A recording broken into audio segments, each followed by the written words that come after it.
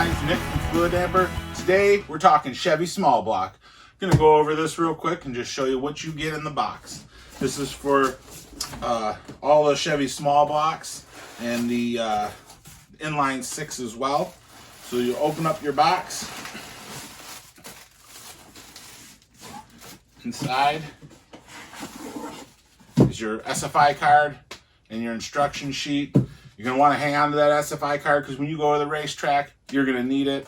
Throw that in your glove box, keep it somewhere safe so you can show that you do have a SFI certified harmonic damper. Sitting in this nice little pillow of foam, we have the damper itself in a little protective bag. You're going to open that up and you'll see the damper. Now it's got laser engraved timing marks, the logo, and the SFI certification along with the part number. Now with the Chevy Small Block along with some of our other dampers, they are press fit.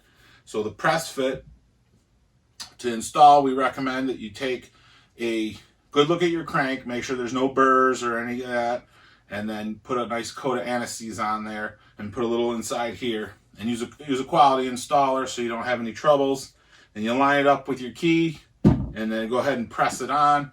Make sure it all lines up and then put on your, whether it's a stock pulley or an aftermarket pulley. This is a 3.2 volt circle. So all aftermarket pulleys that are made with that will surely fit it.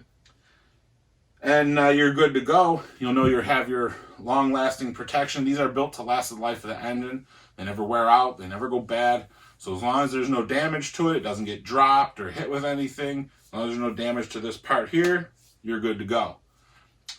Hope you enjoyed it. We'll see you soon on the next video. If you have any questions, comments, leave them below. Shoot us an email, support@fluidampr.com. If there's a damper that you'd like to see, be sure to let us know, and we'll get to that one too. Hope to see you on the next video.